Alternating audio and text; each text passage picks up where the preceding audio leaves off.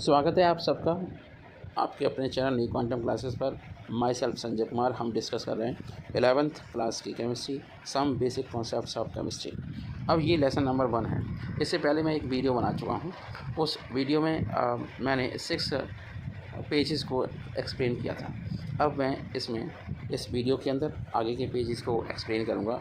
और मैं आपको बता दूं कि मैं सारे पेजेस को आपको एक बार फिर शो कर चुके हैं। अगर आपने पिछला वाला वीडियो नहीं देखा है तो आप दोबारा से इस वीडियो को देख लें और एक लुक कर लें। इसके बाद ये आपका 3rd पेज है। 3rd पेज के बाद ये आपका आने वाला है 4th पेज। तो आप अपने नोट्स बना लें और कॉपी पेन लेकर के बैठें, जिससे आपको दिक्कत ना हो, और नोट्स बनाते जाएँ साथ साथ शॉर्ट में।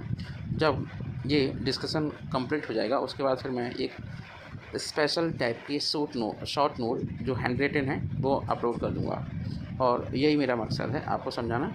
अब देखते हैं पेज नंबर 7 से हम डिस्कशन करेंगे। तो पेज नंबर 7 पर आ जाते हैं। ये पेज नंबर 7 है और टॉपिक का नाम है मेजरमेंट ऑफ फिजिकल प्रॉपर्टीज़। देखिए, फिजिकल प्रॉपर्टीज़ वो प्रॉपर्टीज़ होती हैं जो है ना मेज़र की जा सकती हैं, जिनकी वैल्यू है। ठीक है, तो maintaining the national standard of measurement, पहले इसे समझ लेते हैं। The system of units including unit definition keeps on changing with time. Unit की बहुत सारी डेफिनेशन और टाइम के साथ साथ बहुत सारे चेंजेस होते रहते हैं, है ना। चेंजेस तो समझ सकते हैं, हमें नेचर का नियम होता है। Whenever the accuracy of measurement of a particular unit was enhanced substantially by adopting new principles, number nation of metre ट्यूटी साइंड इन 1875। 1875 में इस टाइप की मीटिंग्स, मतलब टीटी का मतलब होता है एक प्रकार के दस्तावेज जो इंटरनेशनल लेवल लॉ के अकॉर्डिंग साइन किए जाते हैं और सबको मान्य भी होते हैं।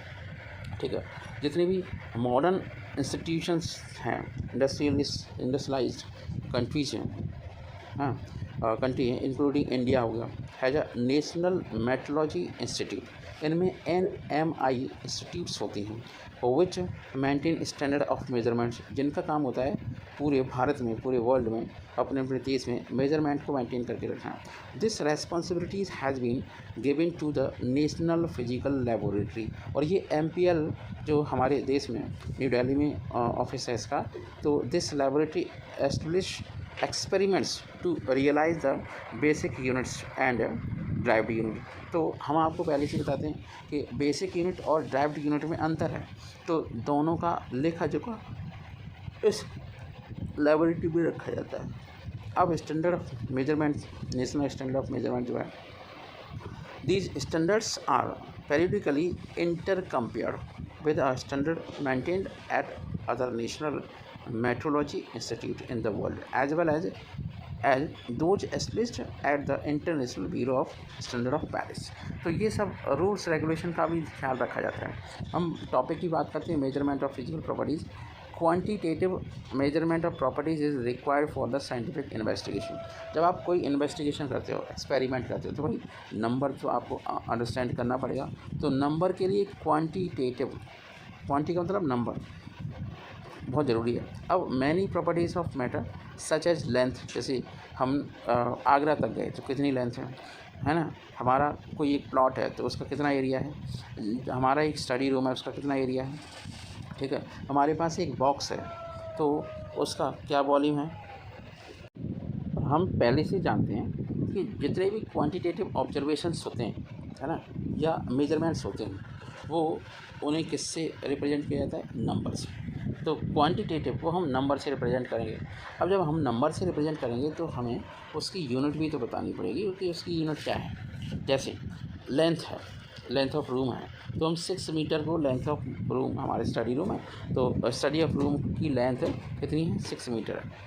अब उसमें 6 तो हो गया नंबर, और M डिनोट कर रहा है उसकी यूनिट क्या है, मीटर की यूनिट क्या है। तो इस सब को हमें अच्छे से अंडरस्टैंड करना है। अगर हम पुराने ज़माने की बात करें तो अर्लियर, मतलब उस टाइम पर क्या था कि 2 सिस्टम हुआ करते थे, एक आपका इंग्लिश सिस्टम और एक आपका मीट्रिक सिस्टम। ठीक है, तो मेजरमेंट के 2 सिस्टम थे, were being use in different part of the world. मतलब इंडिया में कुछ और यूज हो रहा है, चाइना में कुछ और यूज हो रहा है, जापान में अलग हो रहा है। तो मीट्रिक सिस्टम जो था वो ऑरिजिनेटेड है ना, फ्रांस से, मीट्रिक सिस्टम। ठीक है, लेट 18th सेंचुरी में हुआ। इसके बाद फिर क्या हुआ, ये जो मीट्रिक सिस्टम था थोड़ा सा ज़्यादा कन्वीनियंट था मतलब और सिस्टम के कंपैरिजन में।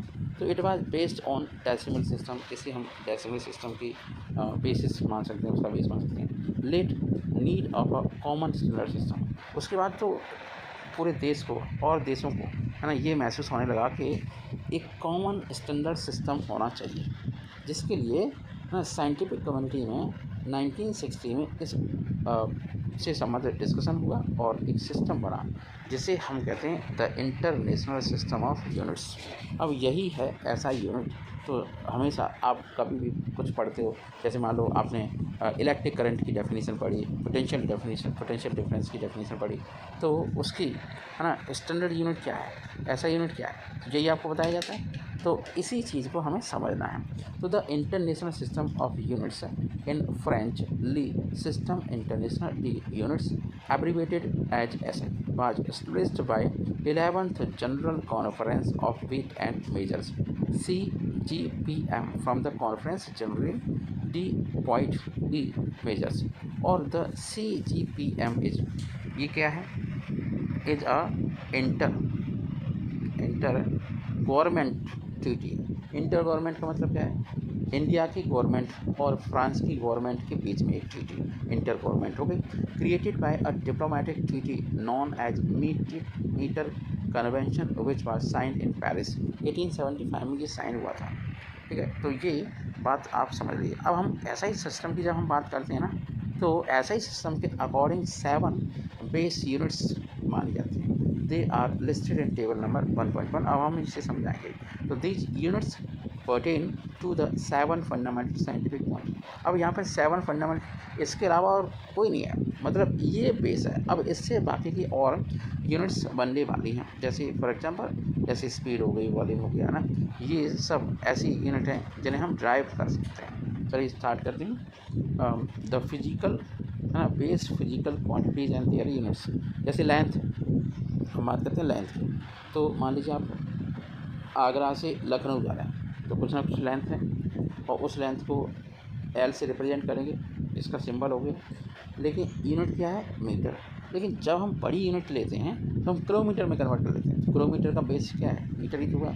मीटर को स्मॉल एम से रिप्रेजेंट करते हैं। दूसरी यूनिट देखते हैं, आप तरकारी सब्जी खरीदने जाते हैं मार्केट के अंदर, ठीक है, तो जब मार्केट के अंदर सब्जी खरीदते हैं तो उसका कुछ ना कुछ मास होता है, उसे हम स्मॉल एम से रिप्रेजेंट करते हैं। और जब हम सब्जी खरीदते हैं, टमाटर लेते हैं तो 2 किलो 5 किलो किलोग्राम में ही तो लेते हैं, इसे हम केजी से रिप्रेजेंट करते हैं। इसी तरीके से टाइम है, जब आप कहीं जा रहे होते हैं, आपका ट्यूशन का टाइम होता है, स्कूल का टाइमिंग होता है, तो स्मॉल टी से रिप्रेजेंट करते हैं। ठीक है, और सबसे छोटी यूनिट इसमें है सेकंड।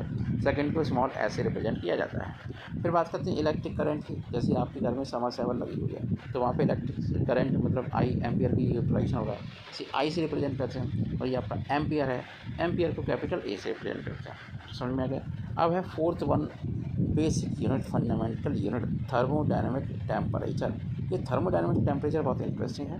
थर्मोडायनामिक टेम्परेचर से हमें पता लगता है कि किसी भी एटमॉस्फेयर का टेम्परेचर क्या है। तो थर्मोडायनामिक टेम्परेचर को कैपिटल टी से रिप्रेजेंट करेंगे। ठीक है, और ये केल्विन है, केल्विन। तो देखो कभी भी हम कोई भी कैलकुलेशन करते हैं तो उसमें केल्विन कैपिटल के यूज किया जाता है। और अगर हमने देखा कि हमारे पास 2 किलो कुछ है, तो उसमें कितने अमाउंट होगा, कोई अमाउंट हो, जैसे मैंने कहा कि एक हाइड्रोजन के एटम का मास बताओ। ठीक है, तो हाइड्रोजन के मास को, जो आपका हाइड्रोजन का मास होता है ग्राम में 1.008, उसे एवोगैड्रो नंबर से डिवाइड कर दो। अब ये एवोगैड्रो नंबर कितना होता है, 6.023 × 10⁻23 है ना, के बराबर। तो ये मोल भी है, MOL। तो ये बेसिक कॉन्सेप्ट के अकॉर्डिंग, बेसिक फिजिकल क्वांटिटी के अकॉर्डिंग इनमें हम कोई फेरबदल नहीं कर सकते। तो बेसिक ही है। अब हम बात करते हैं ल्यूमिनस इंटेंसिटी। कोई भी लाइट है, बल्ब है, उसकी इंटेंसिटी क्या है, वो होती है कैंडिला। कैंडिला को CD से रिप्रेजेंट करते हैं, वैसे इंटेंसिटी को I है ना, ल्यूमिनस इंटेंसिटी को I से रिप्रेजेंट कर जाता है, IBC। तो ये आपकी बेसिक फंडामेंटल यूनिट थी। ठीक है, अब हम थोड़ा सा और आगे बढ़ने की कोशिश करते हैं। ठीक है, यहाँ पे थोड़ा सा और देखते हैं। अब कुछ डेफिनेशंस हैं। अब हम आ चुके हैं कौन से पेज पर, 7th पेज पर। एक पेज फिनिश हो गया है, 7th पेज पे आ जाते हैं। तो यहाँ पर हमने देखा कि the definitions of the SI base units are given 1.2। तो पहले हम डेफिनेशन को ही देख लेते हैं। तो डेफिनेशन अलग अलग केसेस में एक स्टैंडर्ड रखे हुए हैं, उसी के आधार पर हमें डेफिनेशन मिली है। देखो एक इंटरनेशनल लेवल का कम्युनिटी होती है। Unit of length metre, the metre symbol small m, ऐसा यूनिट लेंथ होती है, मतलब लेंथ की ऐसा यूनिट आपका एम हो गया, मीटर हो गया। अब इसे डिफाइन कैसे करेंगे? It is defined by taking the fixed number. कितना नंबर हो सकता है, देख रहे हैं कितना नंबर है?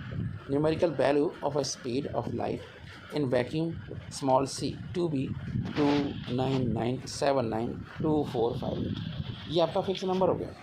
when expressed in the unit meter per second, where the second is defined in terms of cesium frequency delta v cs, cesium का सिंबल होता है। सेकेंड बेस यूनिट की डेफिनेशन क्या हो सकती है? सेकेंड यूनिट है आपकी, है ना, यूनिट ऑफ मास किलोग्राम होती है। तो द किलोग्राम सिंबल है केजी, इज द ऐसा यूनिट ऑफ मास, सीधी बात है किलोग्राम, है ना। अब किलोग्राम को कैसे डिफाइन करोगे? तो it is defined by taking the fixed numerical value of Planck constant capital H, जो प्लैंक ने दिया था, प्लैंक थ्योरी से आया है, उसकी वैल्यू होती है 6.6 to 607,015 into 10⁻⁻34 when expressed in unit joule and second, which is equal to kilogram meter square second inverse, where the meter and the second are defined in terms of c and delta with cs। तो ये values आपको याद करनी पड़ेंगी। बात करते हैं definition की, यूनिट ऑफ टाइम की, सेकेंड की। Second is the symbol small s, it is a ऐसा unit of time, it is defined by taking the fixed numerical value of a caesium frequency delta v c s, the unperturbed grouped state hyperfine transition frequency of the cesium 133 atom to be 9192631770 when expressed in the unit hertz, which is equal to the second inverse।